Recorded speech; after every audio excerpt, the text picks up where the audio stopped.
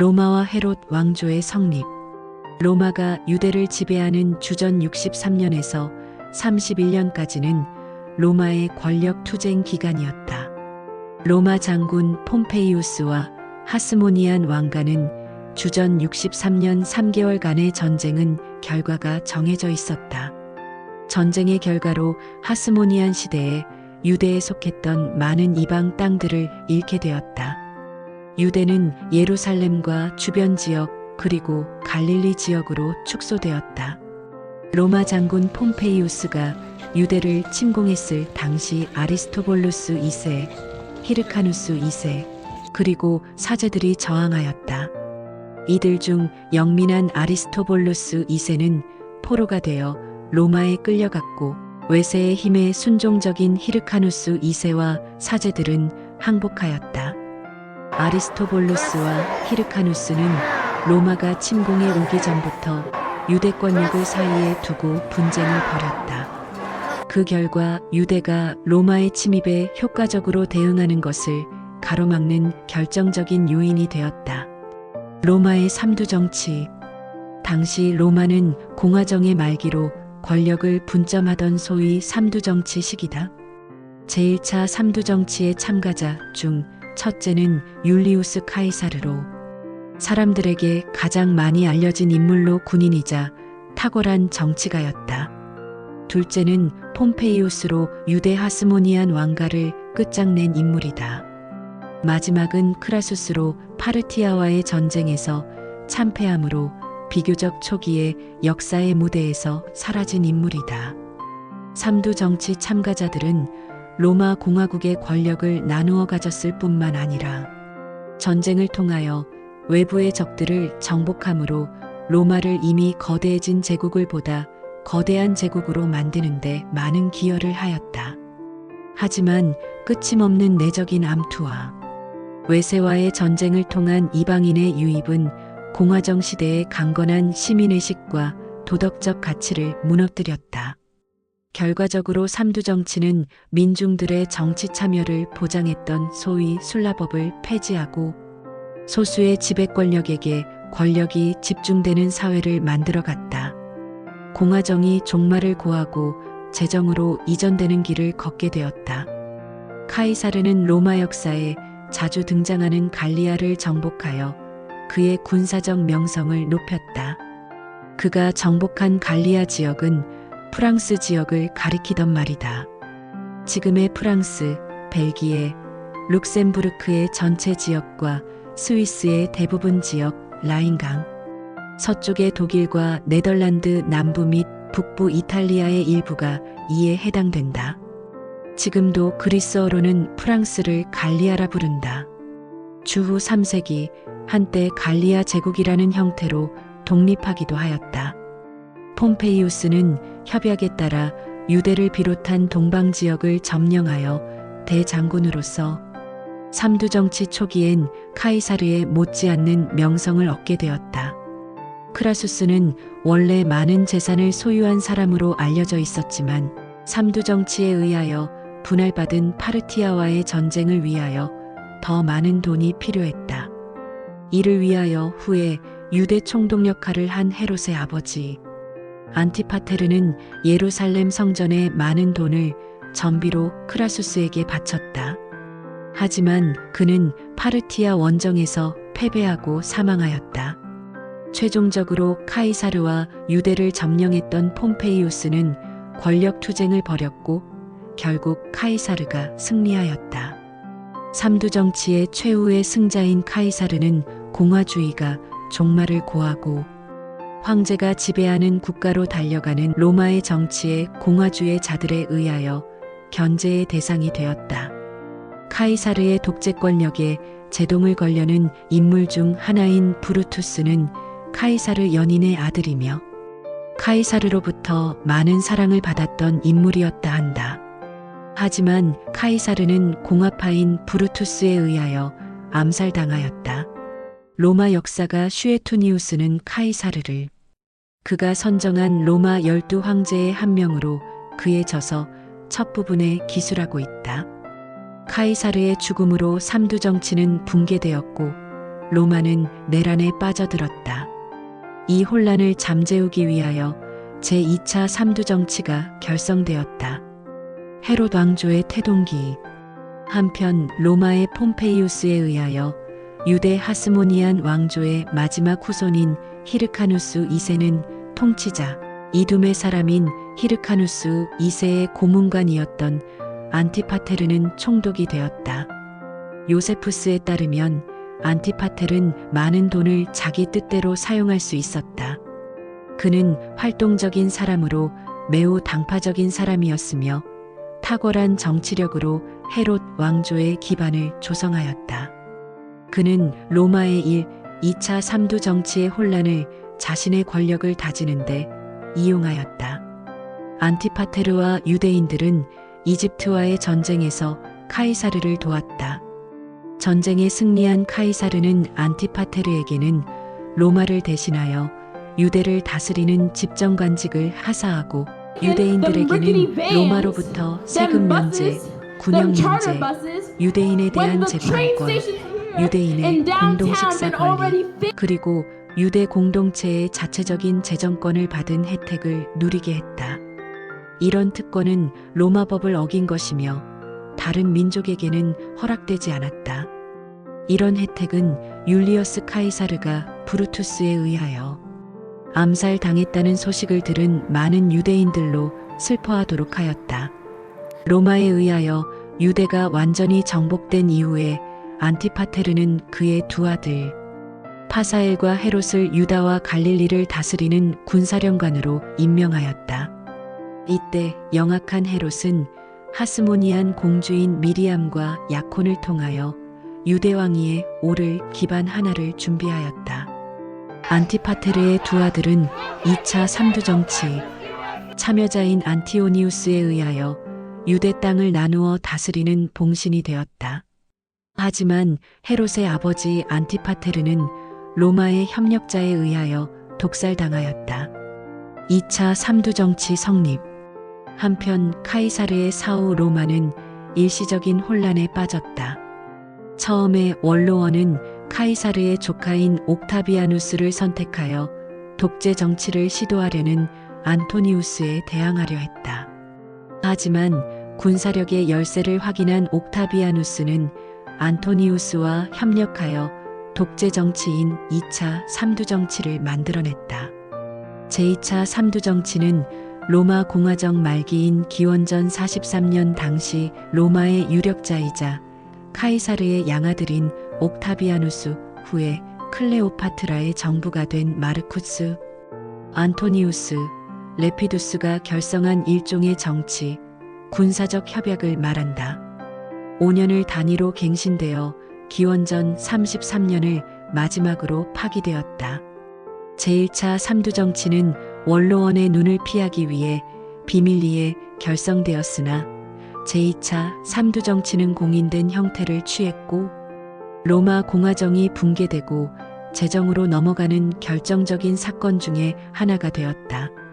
기원전 42년 필리피 전투에서 브루투스와 카시우스를 격퇴한 뒤 옥타비아누스는 서부를, 안토니우스는 동부를 각각 분담하여 복구한다는 명목으로 나누어 통치했다. 안토니우스가 이집트에서 클레오파트라 7세와 화려한 궁정 생활을 하는 동안 이탈리아에서는 안토니우스의 동생 루키우스와 그의 아내 풀비아가 반란을 일으켰고 옥타비아누스에게 진압되는 일이 일어났다. 안토니우스는 당장 이 반란이 자신과 관계없다고 주장하고 삼두정치의 세 사람은 기원전 40년 브린디시에서 다시 만나 서로의 통치 영역을 재확인했다. 또한 옥타비아누스는 누나인 옥타비아를 안토니우스와 결혼시켜 동맹을 강화했다. 그 후 옥타비아누스는 섹스투스 폼페이우스와 다시 협정을 맺고 서로의 적대행위를 종결했다. 레피두스는 일찌감치 삼두정치의 무대에서 내려오고 이제 옥타비아누스와 안토니우스 두 사람이 제각기 자기의 영역에서 경쟁하게 되었다. 안토니우스는 이집트의 클레오파트라와 결합하고 옥타비아와 이혼했다. 제2차 삼두정치는 기원전 33년 종말을 고하고 안토니우스와 옥타비아누스 둘 지도자 간의 내전에 돌입했다. 헤롯 왕조의 탄생. 한편 유대와 관련된 사건이 일어났다.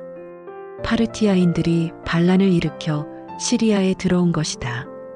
이때 하스몬가의 마지막 후계자를 자처한 아리스토블로스 2세의 아들인 안티고누스는 예루살렘에서 폭동을 일으켰다. 그는 파르티아인들에게 도움을 받아 유대의 왕과 제사장이 되었다.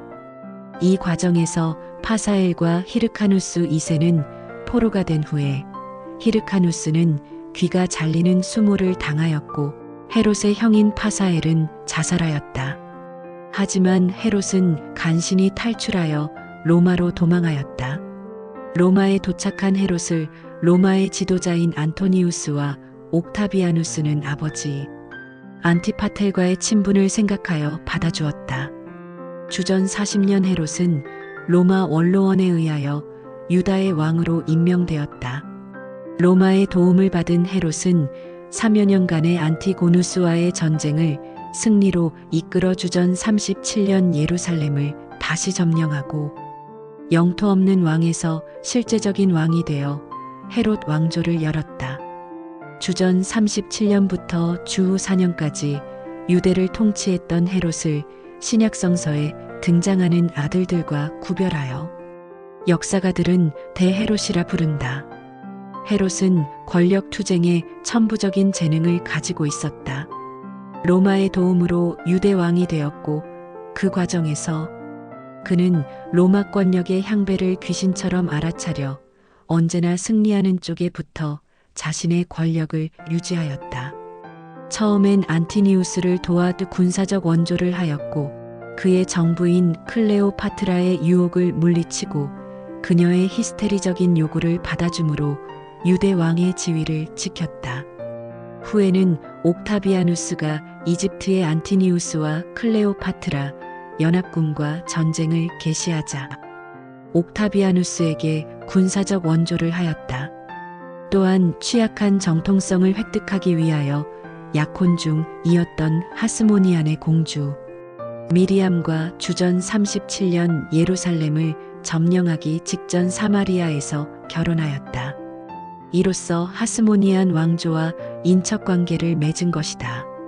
하지만 왕이 된 이후에는 자신의 왕위를 위협하는 모든 사람을 잔인하게 제거하였다.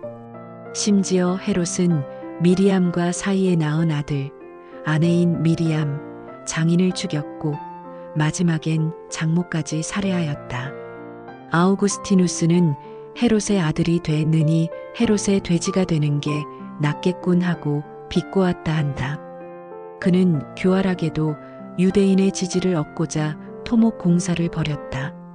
헤롯은 화려한 성전 공사를 시작하였다. 그 화려함은 당시 건축술로는 불가능한 기이한 일로 평가받는다.